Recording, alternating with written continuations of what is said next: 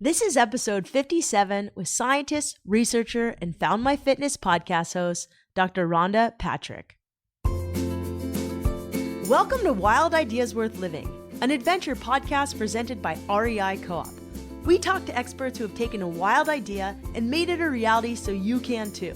From people who have climbed the tallest peaks, started thriving businesses, and even broken records, some of the wildest ideas can lead to the most rewarding adventures. I'm your host, Shelby Stanger, and I hope you enjoy this show.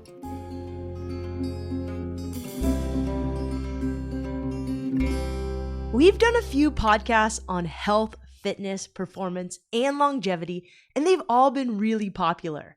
These are key components to living wildly, which is why I'm so excited to have on Dr. Rhonda Patrick. You might have heard her on Joe Rogan or Tim Ferriss's podcast, or her own podcast, Found My Fitness. Rhonda has done extensive research on aging, cancer, and nutrition, and she's been published in several peer-reviewed science journals.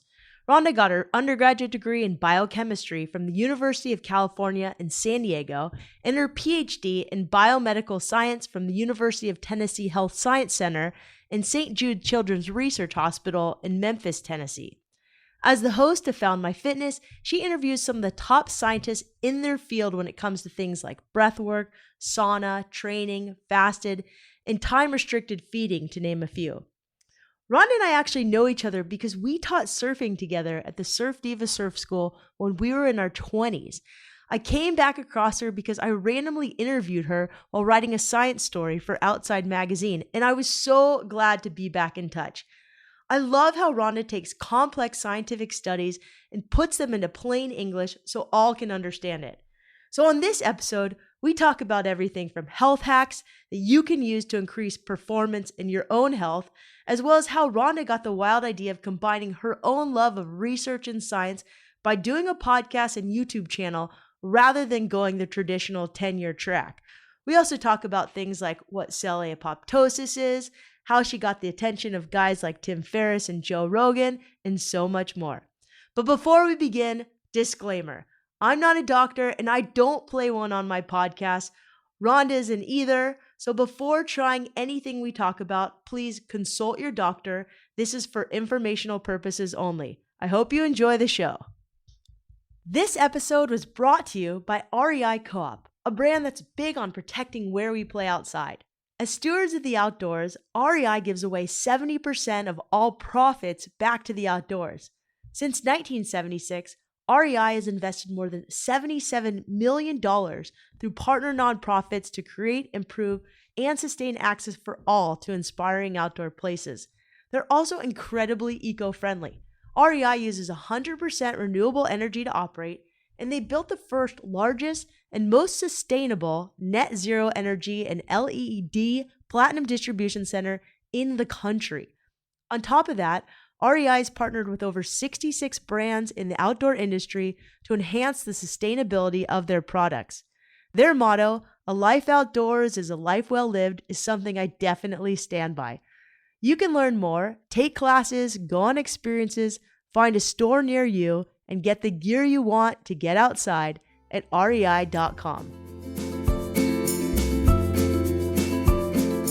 So Rhonda, the audience now is really interested in adventure and performance. And I'd love to ask you, since you've studied this so much, you're such an expert on it, what are the best health hacks for overall training and performance?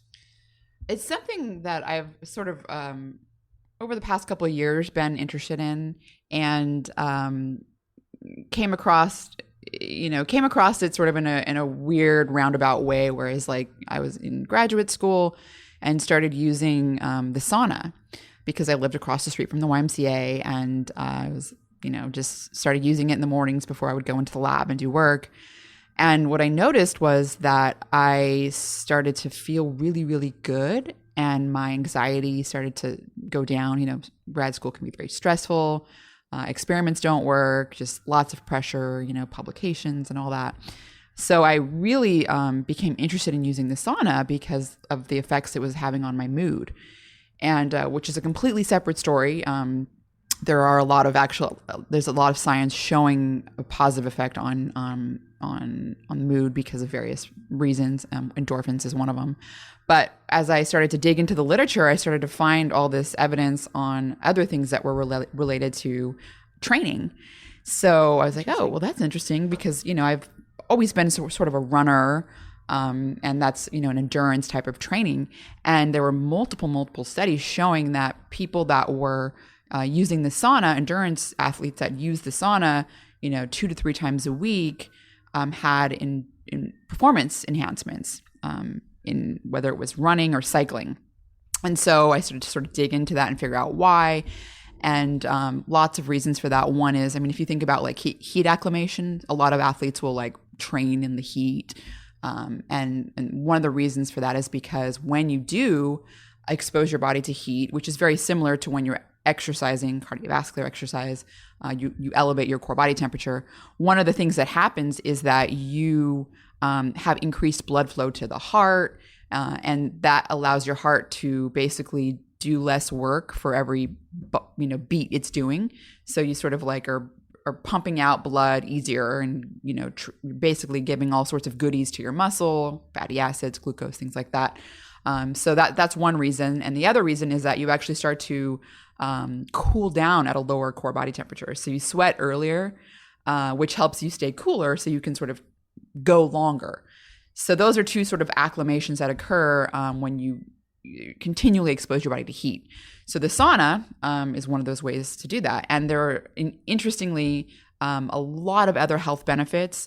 So I recently was in Finland about a year ago, and in Finland, like everyone has a sauna almost. It's just so ubiquitous. Cool. Very, very, like in their house, like just very ubiquitous. And so one of the world's leading experts on using the sauna, researchers, is there, and he happens to be someone who's a cardiologist, but he also has a PhD, so he's a scientist as well, and he's doing all sorts of research on the sauna. And he's found that people that use the sauna 3 to 4 times a week or 4 to 7 times a week have like anywhere between 24% to a 50% lower cardiovascular disease risk, depending on how frequent they use it. Alzheimer's disease, they have like a 60% lower risk. So there's lots of broad health benefits for using the sauna, in addition to this particular endurance performance enhancement. It's just health benefits in general. So that's like, well, sauna is great. So how many days a week do you use the sauna? Well, since I recently had a baby about 3.5 months ago, I've stopped using the sauna basically when I found out I was pregnant. But before that, I think that if you're looking at the literature and you're looking for the endurance enhancements, 3 times a week, about 20 to 30 minutes, anywhere between a temperature between 170 to 190 Fahrenheit. So hot. Wow. And so do you want to go into a cold shower after, or do you want to stay heated? Good question. A lot of people in Finland actually do the cold shower. They jump into like the cold Baltic, or do a cold shower afterwards. It's very, very common there in Finland. I've done it, and you feel great. Yeah. So I think it really depends on, the person. And I've done it where I can go from hot sauna into the cold shower or an ice bath and back into the hot sauna again. And it sort of helps you get back into the heat again because you've cooled yourself down. There's not a lot of literature on the benefits of going from hot to cold, the contrast therapy it's called. But I do know that from firsthand experience, I feel really good, like my mood, I sleep better. So there's a lot of really great benefits in that respect. However, there is one caution, I would say, that people that have like a pre-existing heart condition or some sort of heart condition in general might want to be cautious by going from hot to cold, just because it is, the heat causes vasodilation. Your blood vessels are dilated. You have increased blood flow. The opposite happens with cold. You constrict your blood vessels, so that's something to keep in mind if you have a heart condition. But well, that's good to know. We like to go surfing in winter, which is pretty cold right now. It's 60 degrees. It's not that cold, but 60 is cold enough for me. No wetsuit. And then across the street, there's a sauna. We jump in. Nice. And, we try to shower, but yeah. sometimes we go in salty. It's great. Well, a lot of gyms have saunas. A lot of people nowadays are getting their own saunas. I would say that the saunas I'm referring to are the traditional hot ones, not the infrared ones, which don't. I think the highest temperature an infrared sauna gets to is like 140 Fahrenheit. Wow. So you'd have to stay in a lot longer. But there is literature showing that other modalities of heat exposure, like a hot bath, jacuzzi, steam shower, even hot yoga, they all have very similar benefits. The idea is to just heat stress your body. And by heat stressing your body, actually you're mimicking a lot of the effects of cardiovascular exercise. Your heart rate goes up to 150 beats per minute. So you can mimic like moderate aerobic exercise in a way. A lot of the mechanisms that are happening when you are doing aerobic exercise are as a consequence of elevated core body temperature. So there's sort of like this tricking your body kind of thing where your body sort of thinks it's exercising, but it's not, if that makes any sense. So yeah, I call it like the lazy man's workout, where I just go take a sauna and I'm like, oh, I worked out. Well, it's really cool because it's a lot of people that are injured or just there's a lot of reasons when you're older, using the sauna or any other sort of modality of heat exposure can be beneficial. Also because there's a lot of endocrine changes that happen when you expose your body to heat, like the sauna. One of them happens to be a robust increase in growth hormone, which helps your muscles, basically prevent your muscles from atrophying, which is something that gets very important as you get older. Also when you're injured, as well as it increases something called heat shock proteins. As their name implies, you increase them when there's elevated heat or temperature, and they also protect your muscles from atrophying. So great little health hack for staving off muscle atrophy as well.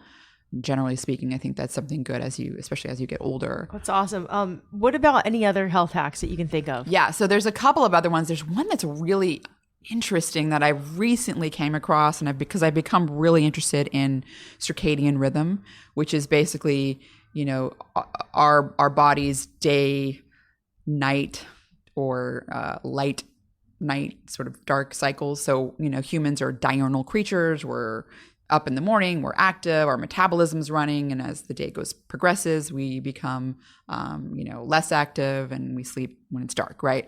So there's this, it's called circadian rhythm. Well, there's lots of things that are on a circadian rhythm, not just our sleep schedule, but our metabolism, like we're most insulin sensitive in the morning and then least in the evening. Turns out peak performance is also on a circadian rhythm. And what's really interesting is it's not like there's a standard time of day when your performance you perform your best athletically. It all depends on when you wake up.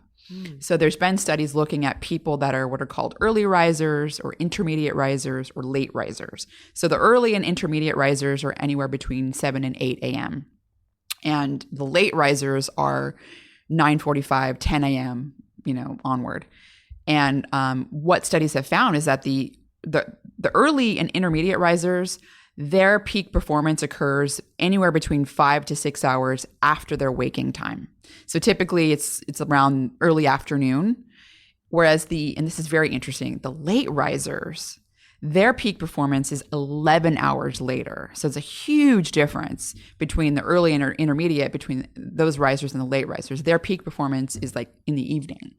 It's really kind of an interesting, and we're talking like a 1% to 2% difference in performance, which can be crucial if you're doing a race or if you're in the Olympics or something like that. So it's kind of an interesting and new growing field where, athletes may start to consider when their race time is, when they're competing, and sort of training their body to wake up, at a certain time. Because there's also a lot of factors that play a role in when you wake up. Obviously your work schedule, your lifestyle, all those things play a role, but there's genetics as well, So, training yourself, you may not just, I wouldn't say like, okay, you have a race that's in the morning, so you're going to wake up at 3 a.m. You want to train yourself to do that, like more than just once, right? Because it's not like just a one-time thing. So very interesting, right? Yeah. And that's, like I said, it's a really new and growing field, but it's something that because I personally like working out in the morning. Me too. I feel like, I get up 6 a.m. I'm out. Great. Now that I'm a new mommy, I'm feeding my son at 6 a.m. But after that, I take a high intensity interval training cycling class, and I take that at 9 in the morning. So So I'm waking up around 5 and doing my cycling class around 9. So I'm close to my peak performance. Not, It's great. Not quite. I want to talk about the high intensity training. Was there any other health hacks you wanted to talk about real quick? One more. Yeah. So the other one would be basically time restricted eating, which is kind of similar to there's a fasting component to it.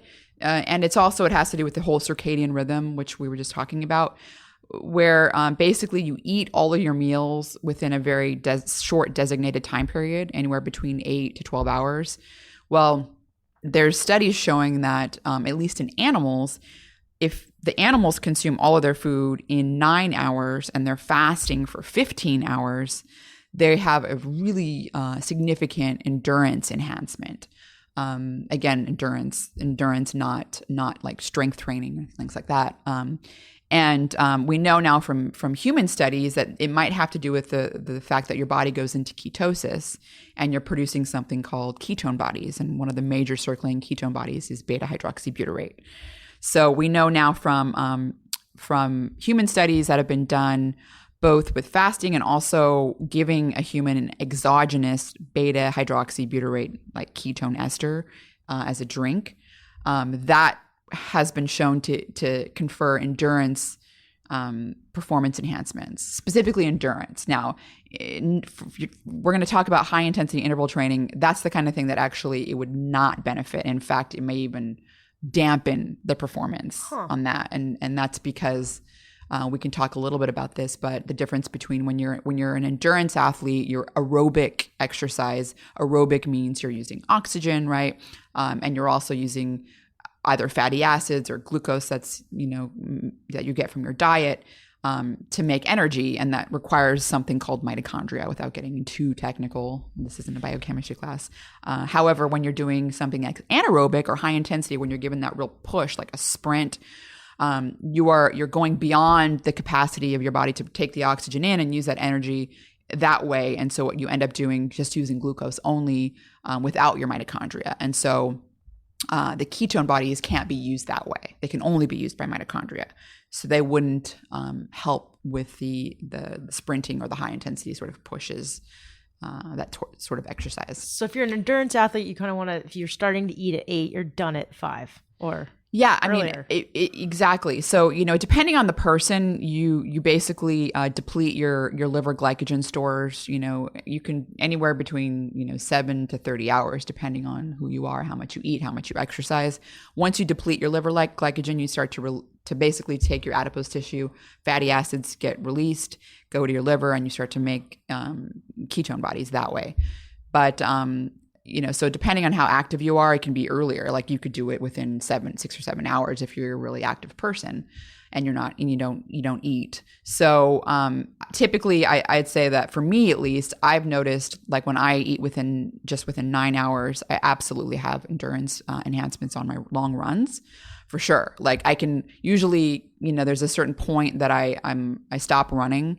Like it's like, okay, I've reached the 4 mile point and I'm like, I'm spent, and I'll just keep going. Like where I reach that point, I'm like, whoa, I feel like I'm back at 2 miles here. Like, so very clear. And this is multiple times that I've done this. Also, there's a new, and this is like, I have no affiliation with this company, but I did get to beta test the product, which was the ketone ester, beta hydroxybutyrate ester. The company is called Human, but it's spelled like HVMN. And they've already gone public with this ketone ester, which will be available in February. You can pre-order it now. I've tried it. I measured my blood ketone levels. I went from 0.1 millimolar to 4.5 millimolar in 60 minutes, which is deep ketosis, which is the kind of thing you would get after 3 days fasting. I went in like 60 minutes. Had a ton of energy, and I went for a cycle, and it was pretty obvious that my cycling was, I could just keep going. Like I said, though, if I was doing like a major sprint or something, that would be a little different, like the high intensity. So yeah, that's another. The ketone esters are really interesting, and there are studies showing that they help endurance, but they do not help. In fact, it may even hinder the high intensity, like sprinting kind of push. So let's talk a little bit about fasting, because I just did a 5-day water only fast. tried to run right after I started eating. Did not work. I was still in ketosis, I think, like deep ketosis. My tongue was still white. Took me like a day and a half of eating, but then I went out and ran a 5K faster than I'd run a 5K in a really long time. Actually, a couple days after eating, I just felt so fast. One, I was lighter, but two, I just had so much endurance. In fact, I woke up at 1 a.m. I couldn't sleep. And I'm the kind of person that just sleeps for 8 hours. I'm really lucky, but I couldn't go back to sleep. So I waited till 4:30 a.m. and I ran really, really far. So the difference between long-term water-only fasting versus this time-restricted eating and then intermittent fasting, there's so much out there. Yeah, that's first of all really super cool that you experienced that, and I can tell you almost with certainty, if I were to make an educated guess, I'd say it was because you probably had elevated ketone bodies in your system. Cool. You should get this little kit. It's called Precision Extra, okay, and it's like $99 on Amazon, and they have little strips. Like that measures, you can measure your blood glucose levels and your ketone levels, and it's a little finger prick of blood, and you do it, and it's super like you can quantify things. So now next time you do your fast, you'll know. Anyways, yes. The great question about difference between like intermittent fasting, time restricted eating, prolonged fasting. Typically, the time restricted eating has an intermittent fasting component to it, because you are eating within a certain time period. You're also fasting for a certain time period, and intermittent fasting can be anywhere between 10, 12 hours to 24 hours, maybe even 48 hours. That's sort of pushing the limits there. So the time restricted eating has that intermittent fasting component to it, particularly if you're eating all your food within 9 to 10 hours. So then you're fasting, 14 or 15 hours. So that's an intermittent fast. Okay. The time restricted eating part additionally has you're eating the food within when your metabolism's the most active. So eating it, instead of waiting until and dispersing all your food within like 15 hours, which by the way, most Americans actually do, even they don't think they do. Studies have shown they eat, within a 15-hour period. No, I do. I eat almost up until bed. It's very common actually. Yeah. And that's when your metabolism is like crap. It's like when you don't want to eat. How do you not eat cookies or like sweets after dinner? You get used to it first of all, you should not eat cookies or sweets at all. Like that's the thing. These are like vegan banana, whole like, yes. Okay. But sometimes I cheat and they'll be sweetened with stevia. But sometimes I'll have like even a banana or some fruit at night after dinner. Right. I mean, which is better than eating like refined sugar. Yeah. There's no refined sugar. It's all like whole foods apple juice sweetened or whatever. Uh-huh. Yeah. But your body gets used to it. And with the time restricted eating, like I would say after 2 to 3 weeks, it's like you don't even think about it. It's just completely like I stopped doing it. I mean, I was trying my hardest to eat at least within a 12-hour window while I was pregnant. It's really hard when you're pregnant. But I pretty much for the most part did that. Before I got pregnant, I was doing 9 to 10 hours. And now that I'm breastfeeding, I'm still within the 12 hours. Most of the time I'm like 10 to 11. Cool. Like I'm up all night feeding, but I don't eat. So anyways, I think that it really becomes easier as you do it more. So if you just get past that like 2 to 3 week mark, it's like things start to readjust, and your brain also dopamine stuff, all that, those dopamine hits you're getting from the fruit and the sugar, it sort of normalizes. I'd have to do like yoga and handstands or something at night after dinner. It's go to the sauna, I don't know, something, but it really does get easier. Okay. And the prolonged fast is like what you're saying, that you had recently done like a 5-day water fast, which is really extreme. Anywhere between 4 to 5 days in humans is like a prolonged fast, and there's lots and lots of benefits with that. That completely different from intermittent fasting. Like there's a lot of overlap between a prolonged fast and intermittent fast, but the prolonged fast has additional benefits as well.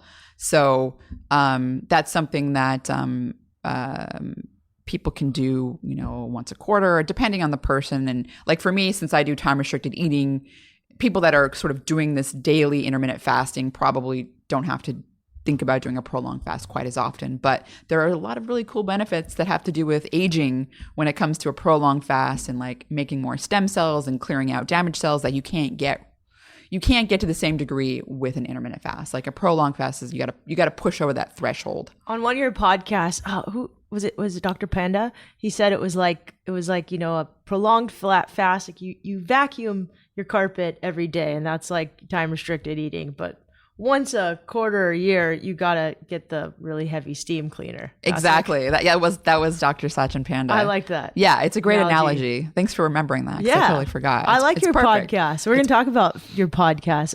So before we get into that, let's real quick talk about, because I want to talk about how you got the wild idea to do what you do because it's so cool. But really quickly, aerobic endurance training versus strength training versus high intensity interval training.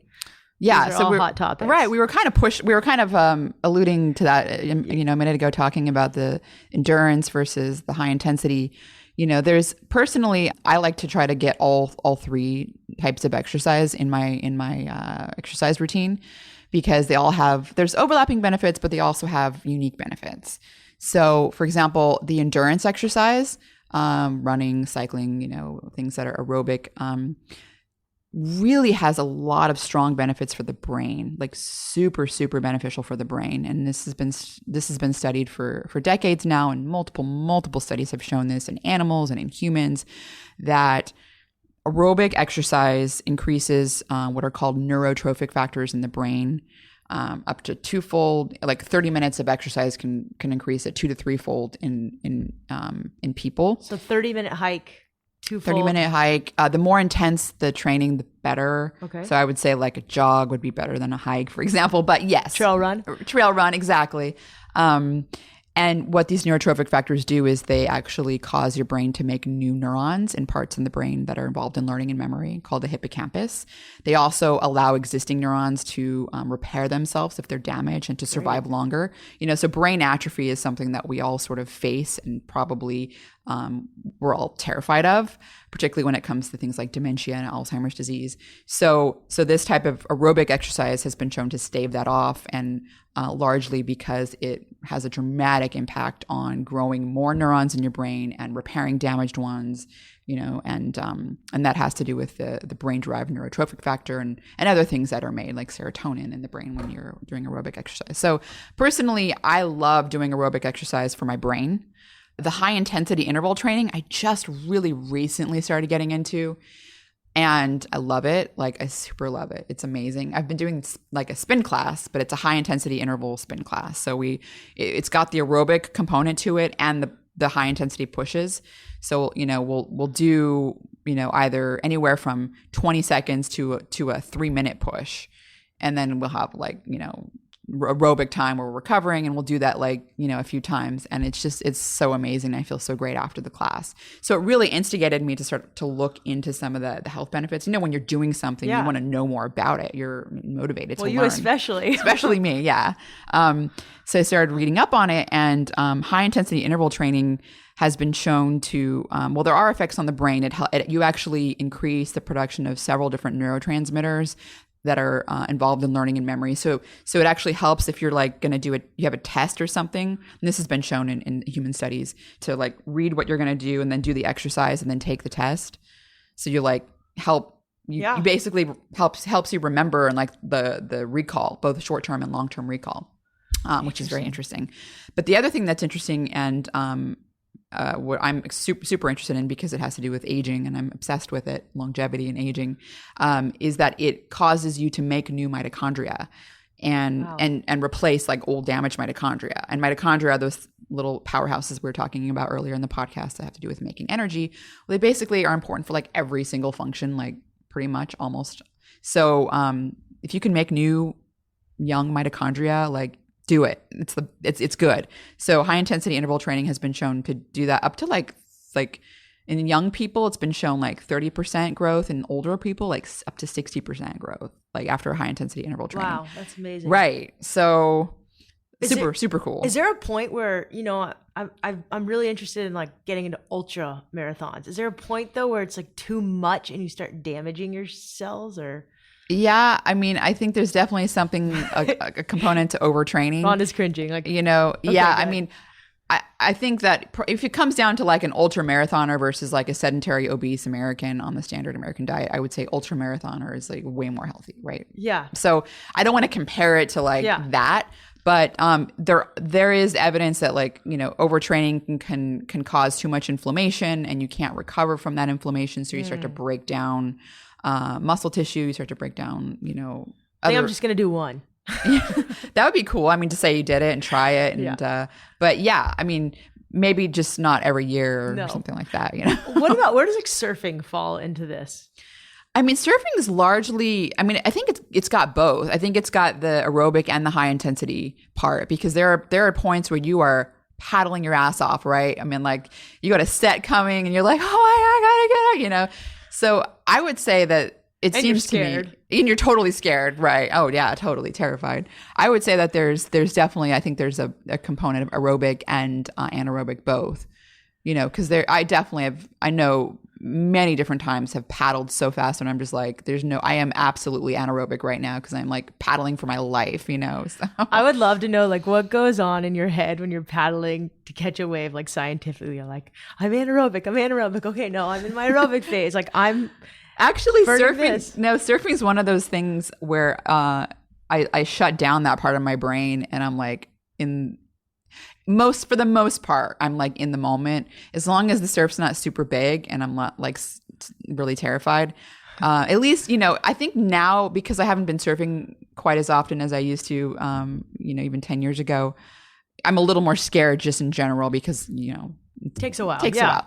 But just speaking from experience, I mean, surfing to me for a long, long time was like, leave it on the shore. And I just loved being out there and hanging out with my fellow surfer friends and just like being on the ocean. And it was amazing. I wonder if have you looked into all the research coming out about just being in nature and what that does for the brain? I've read a little bit, like not a super, like I'm not an expert on that, but there are studies, for example, comparing people that have gone for a run in the city versus a run in like nature, and looking.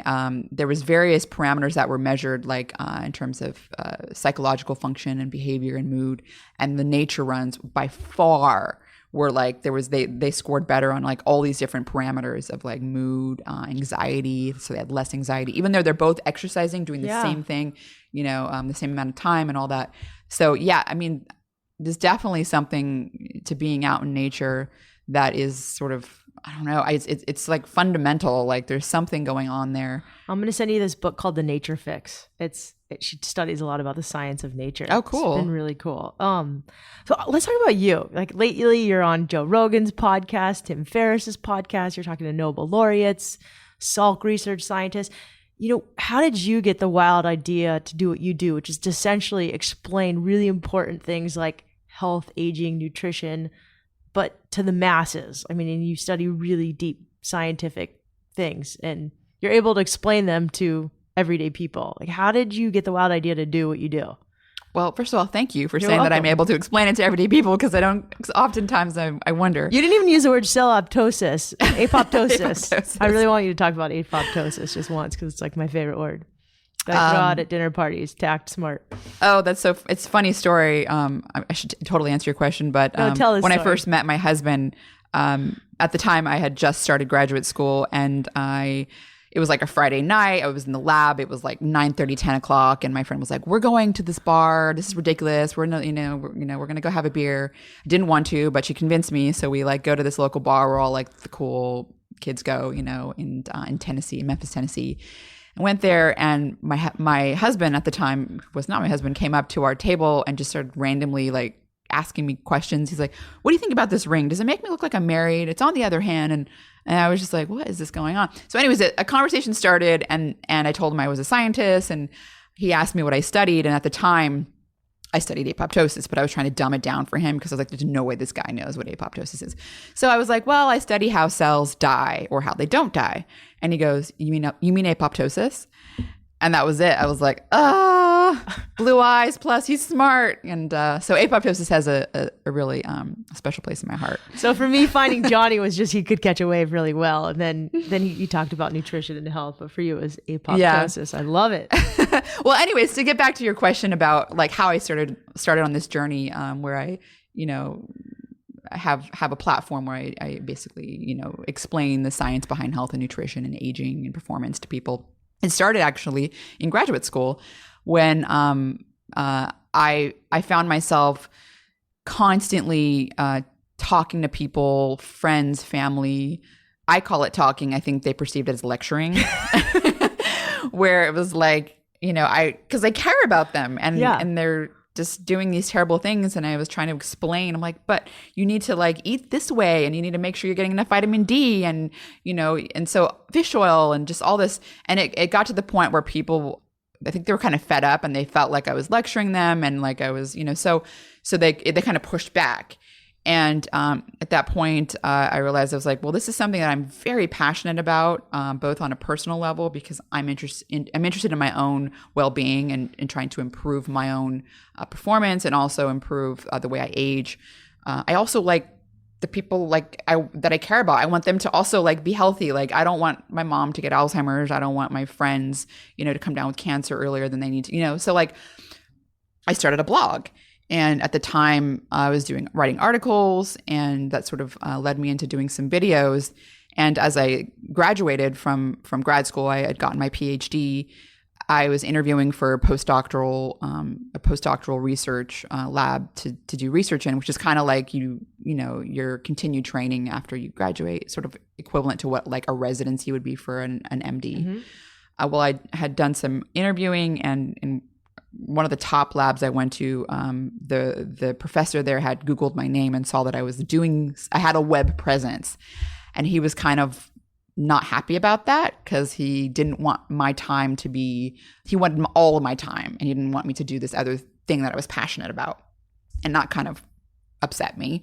So even though everyone was pressuring me to go to that lab because it was like really, really, really famous, and it would have been like a career path in for a scientist, like the academic way to go is to basically land a tenure track position in a university, where you basically have a lab and you teach, and that's kind of like the greatest thing, and it's really competitive and hard to do.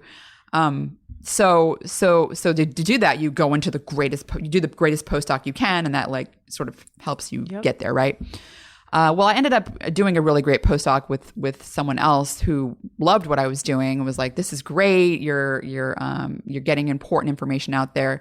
So I continued doing that throughout my postdoc, and then I was, through the help of just getting some exposure through people like you mentioned, which really helped me get exposure. It sort of took off, and at that point, I had a crossroads where I was actually offered a tenure track faculty position at a pretty good university, at a place that I'd probably like to live. And they wanted me to teach 50% of the time. And so, I was like, well, geez, I wouldn't have any time to do Found My Fitness, my podcast, make videos, do everything that I'm doing now. And it was like, kind of like, what do I do? And well, I sort of took a step back and looked at some of the metrics of like putting out a YouTube video or a podcast where, I can get anywhere between 20,000 to 300,000 views and anywhere between 10 to 12% watch the whole like even hour-long video all the way through.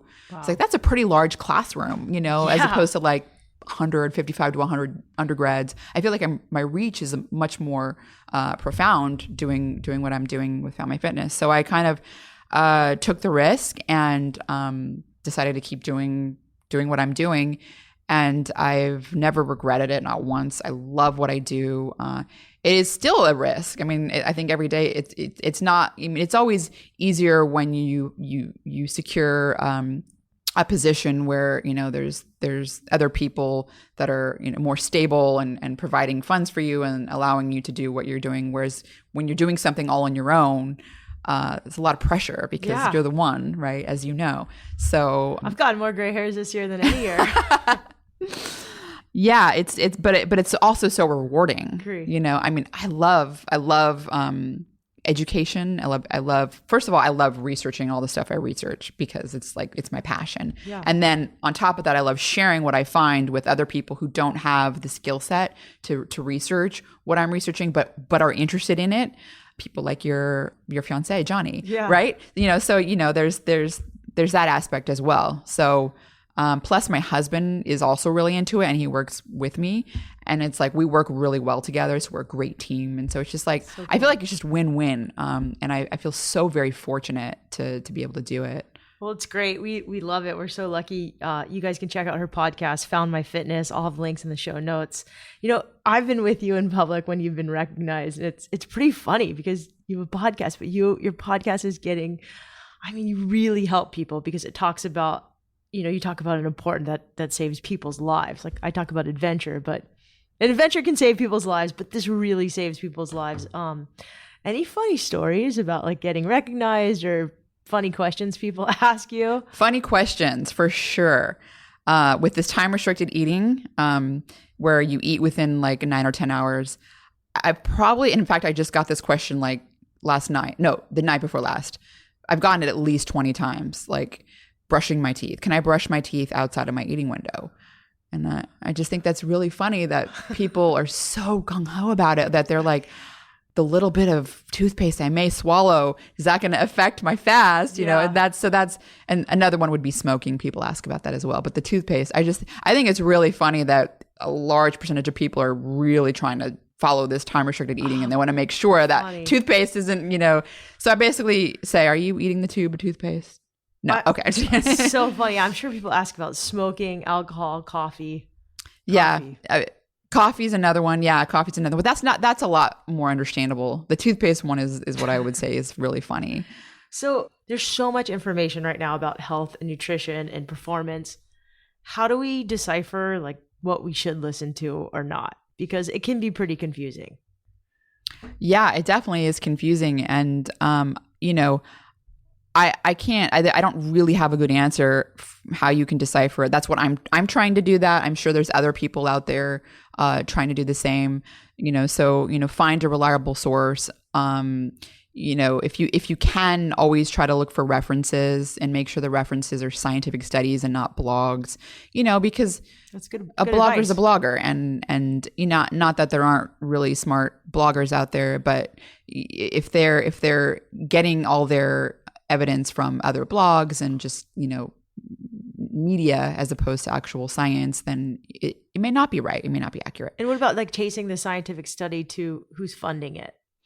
Yeah, that can be an issue for sure. I would say, from experience, for example, like I've done in my postdoc clinical research where we had a study that was funded by a blueberry foundation, and it was a blueberry trial involved, giving people blueberries, and it didn't have like all the positive benefits we thought it was going to have. And it's not like we fudged the data or anything. We came to the blueberry people like, sorry, it didn't have this thing, and they weren't really happy about it. So, it's not like if a foundation like that, like for example, blueberries or the dairy industry or whatever, it's not always the case where if a study was funded by that industry that it's like a bad study. Good. However, definitely it happens. Like with the sugar industry, for example, there's like a lot of evidence coming out now that like studies back in, 50 years ago were not published when it was, showing that refined sugar causes heart disease. And that was sort of like muted. It was not allowed to be published. And so, it definitely something that is something to look for. But, I think that generally speaking, if there's scientific consensus, like if there's multiple studies showing the same thing, even if one of the studies is funded by a foundation that's involved in whatever the study is, if there's multiple studies showing it, probably likely that there's something real there. It's good. It's really good to know. So we've come to the quick and dirty round. Okay, cool. So what food would you recommend just to never eat?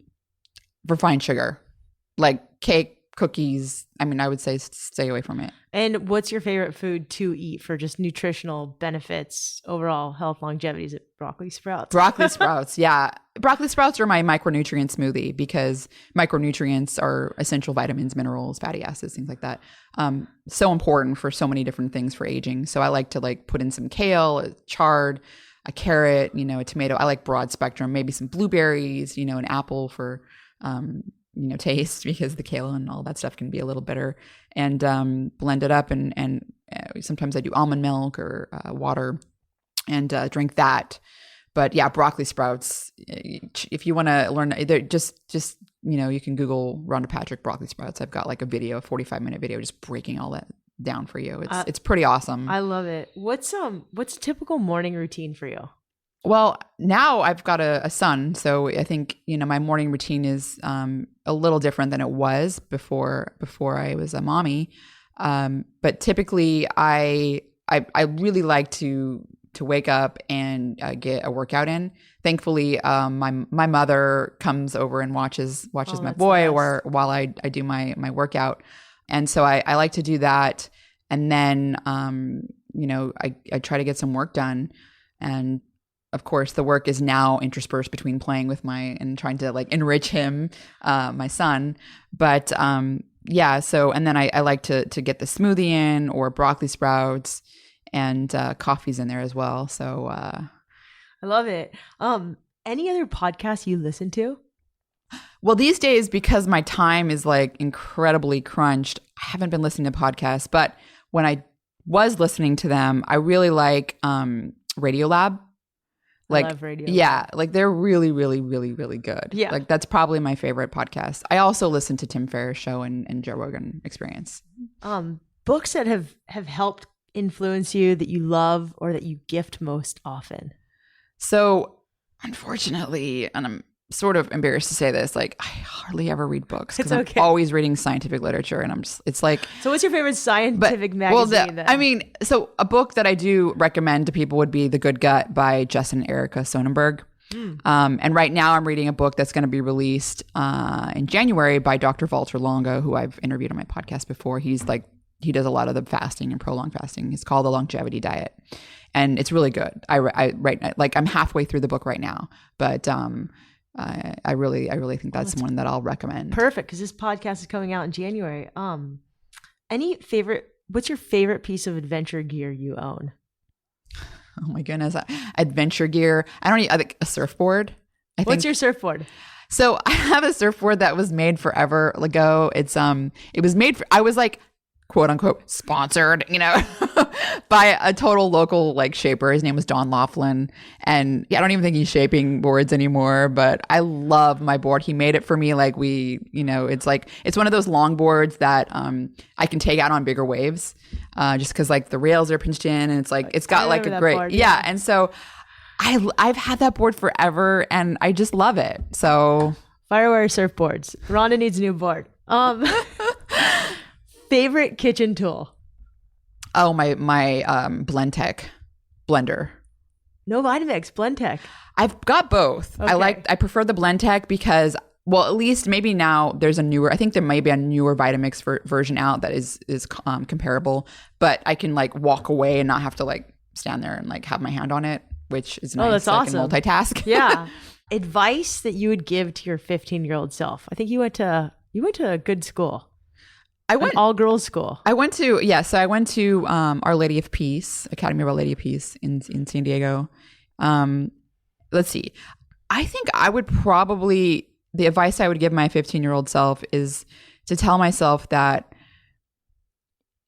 I'm capable of achieving whatever I want, and not to let my insecurities hold me back, and not to let financial hardships hold me back, because it's amazing what humans can do and what they're capable of if they work hard at something, even if they don't have, all the advantages that other people could have to get them where they want to go. If they really work hard and are passionate about something and want to achieve it, it's amazing. You can actually do it. So many people don't realize that. And I think it holds them back from taking, for example, the risks that you and I take, and doing a podcast, or doing, going out and doing something on your own, and being sort of in charge of sort of making your own path. And I think that my husband really played a role in helping me believe that, because it's not something I've always known for sure. Yeah. So I think I would definitely make sure that my 15-year-old self knew that. That's great advice. Any advice on growing your following? I mean, you've managed to grow your following so big. I mean, I don't even know how Tim Ferriss or Joe Rogan found you. Interestingly, I'll say this: I have been very fortunate, and I feel extremely thankful that that I've been able to have that kind of exposure. But I actually just reached out to them on Twitter, and had, I guess, interesting material that caught their attention. That's so. I mean, that's great. I think advice would be, like if you're doing something quality and you're actually passionate about it, and you put in the work, people will notice it. I love that. Any advice to those who want to live more wildly? Advice to those that want to live more wildly. Well, I mean, I'm not exactly sure how to answer that question. I think that can mean a lot of things for different people. For me, it meant leaving the typical academic career path that I was going to do. Like, I feel like what I'm doing is a little more wild for my peers. Super wild for science. I love it. So, again, I would say, follow your passion. Risks are important to take. I mean, obviously, you don't want to be too careless, but you also don't want to hold yourself back. So again, I think it goes to my advice to my 15-year-old self is really just following what in your heart and that you love, and realizing that you just put in the work and things start to work out. Like, sometimes it doesn't happen immediately. I've been at this since graduate school. It took a long time before I started to have a following, but I just kept doing it. I kept doing it on the side, on weekends and evenings, because I had a full-time job being a graduate student and postdoc. I was in the lab, 8 to 10 hours a day. A decade you've been working on this. Yeah. And weekends I would go to the coffee shop and work on Found My Fitness instead of going on surf trips and stuff. Well, I mean, I once in a while did, but I just kept chipping away. So I kept great. chipping away. And I think that's a great to follow. If you got a wild dream you want to follow and you're scared, I think that if it's something that you love doing, go for it and work hard, and things will happen. Oh, Rhonda, it's been such a pleasure. Thank you so much. Thank you, Shelby. Really enjoyed it. Thank you so much again to Rhonda for coming down and sharing so much great information. We'll have to go surfing again soon. And if you want, you can check out her recent podcast with Joe Rogan. She talks a lot about being a mom and health hacks to mommy life. So definitely check that out. If you're interested in fasting, we've done a few shows about it. You can also check out one with Dr. Walter Vlongo on a recent Kevin Rose podcast. I hope you enjoyed this show, and I'd love to hear from you. You can write me, just go to wildideasworthliving.com. Let me know what you think. And if you want to help this show grow, what really helps is if you write a rating, preferably 5-star, on iTunes or Apple Podcasts, Stitcher, Spotify, or wherever you stream podcasts. Thank you again so much for listening to this show. And thank you again to REI for sponsoring it. If you want to get the gear you want to get outside, take classes, or go on adventures, check out rei.com. We have some great shows coming up. We have an ultra runner, a National Geographic photographer, the CEO of one of the best snowboard companies ever, and so many more coming on in a few weeks. And if you're at the Outdoor Retailer Show coming up in Denver, come say hi. I'll be on the show floor all day, speaking, podcasting, and generally running around. Wherever you are listening, don't forget, some of the best adventures often happen when you follow your wildest ideas. We'll see you next week.